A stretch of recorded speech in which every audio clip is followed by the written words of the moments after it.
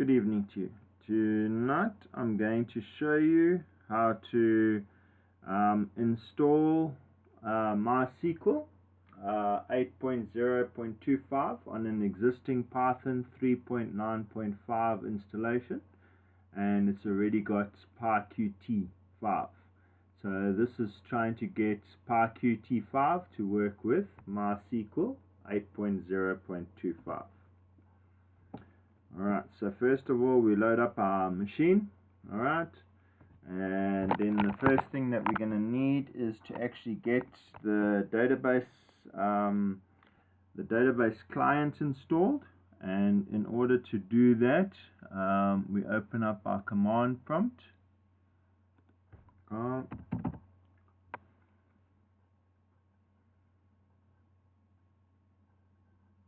As mentioned before, I normally right click on this command prompt and I tell it run as administrator. Okay. When this user account control comes up, I say yes.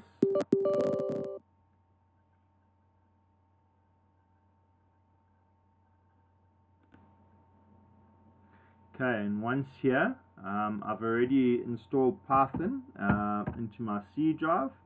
So I navigate to that folder, saying change directory, Python, and I've got 3.9.5, so it's installed it under the 35. So the command to install the MySQL client is basically Python -m pip install MySQL client. Hit enter.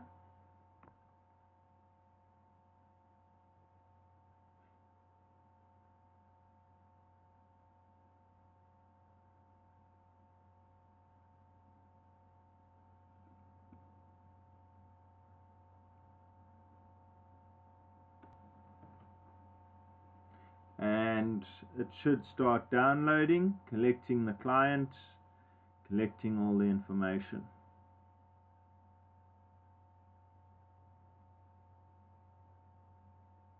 Once it's said successfully installed, that means that you've got the client for Python. Now we need to go and actually install MySQL, because I haven't got a MySQL instance on here.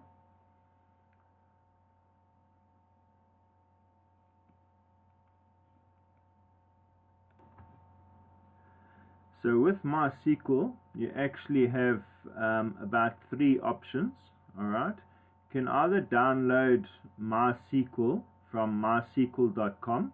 Alright, the catch is though that you need to find a tool that you want to use to open and view the SQL database and stuff like that. And so another tool which I prefer using is called Xampp.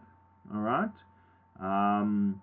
so I would recommend going to this, and the link is apachefriends.org.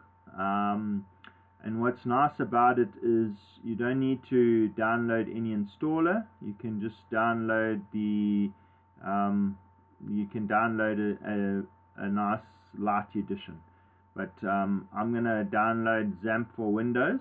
And what's nice about Xampp is it includes Apache, MySQL, PHP, and one other language. I've forgotten what the other P was for, but basically it really is an ideal tool for web development. So you may as well take the Apache parts. Yeah, so I see it's busy flashing here. Just waiting to see what is it doing. Okay, it's coming. It's asked me, do I want to save the file? You can see it's only 158 megabytes. So I'm going to choose save. I definitely want it to save. Alright, so this is going to download. Now I would like to just warn you that the MySQL itself is a bit might be a bit bigger, so let's just go and have a look under downloads, because that's busy downloading in the background. And what I normally do is we're looking for the client. There's a community edition. Let me just click on downloads and see if it brings up the community. No, it's not showing me. I don't want to download the enterprise edition because that's a paid for version. There we go, MySQL community edition. So we can click on that.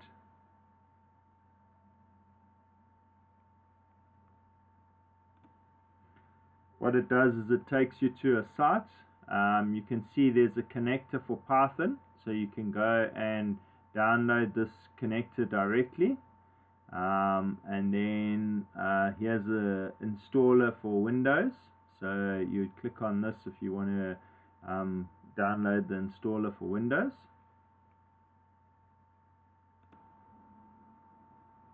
As you can see, we've got a MySQL installer 8.0.25. We can choose the Windows edition, or if you've got any other operating system, more than likely would be here.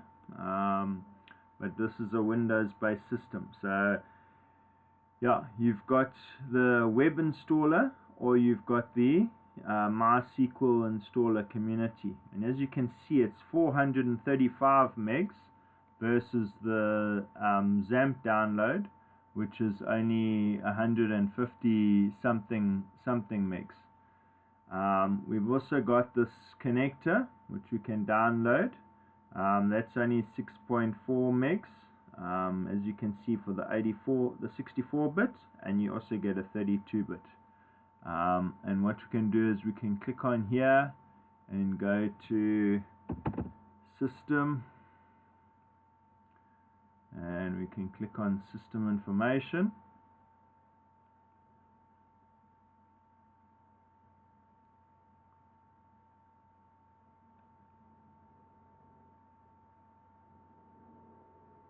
Over here you can see I've got a x64 based system, okay, on a Windows 10 Home Edition.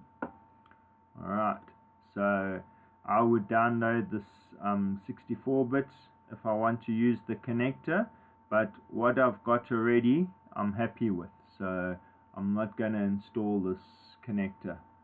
I'm still downloading the this Xampp, and as you can see, only 158 megs. Okay, once it's finished downloading, you can see here it's going to give me an option to open the folder. I'm going to click on Open Folder. Alright, I'm going to close all these other windows down because I no longer need them. Close this one. Okay. Yeah, so I've got it here. I'm going to double click on it.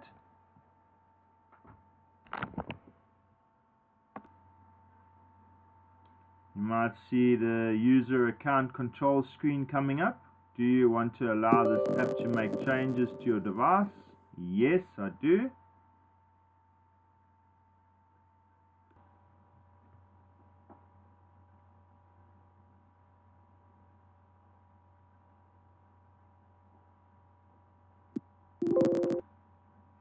You might see this message saying important because an activated user account control on your system. Some functions of Xampp are possibly restricted. Just choose OK. Now you're welcome to the Zam Setup Wizard. Just click on Next. I want to install all of these options, so I'm going to click on Next. I want to leave it in the C Xampp folder. Okay. Click on Next. I'm happy, I speak English. Let me put Next. I don't need to learn any more about them, thank you. I'm going to click on Next and click on Next. And now the Xampp should start installing.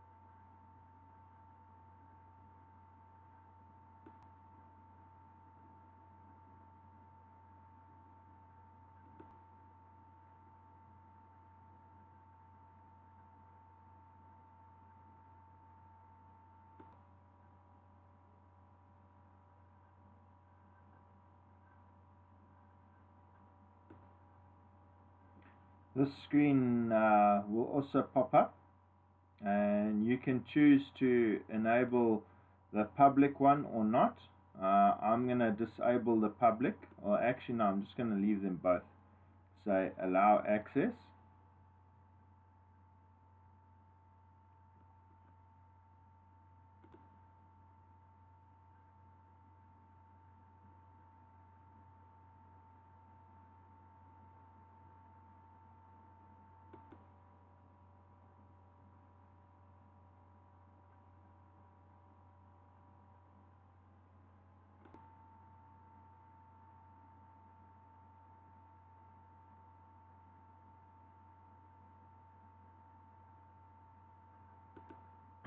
Okay, you should see a screen coming up once the setup is finished. Setup has finished installing Xampp on your computer. Do you want to start the control panel? I would say yes, so I'll click on finish.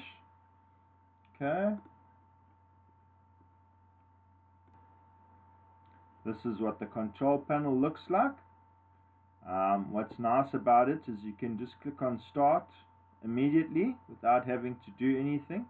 And you can click on start for MySQL, and what's nice is you can click on this admin panel, and it'll open up a browser and it'll take you to the admin console of MySQL. You might see a screen like this. I'm going to obviously choose both options, and I'm going to say allow access.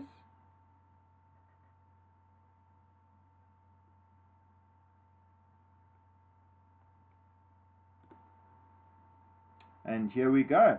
We're now in our SQL instance, MySQL instance, and these are the default databases that come with it. I'm not going to use any of them. So this is the installation of MySQL on PyQt using Xampp. Thank you for watching, and I hope this video is helpful. All the best of luck with your INF2611. Thank you. Goodbye.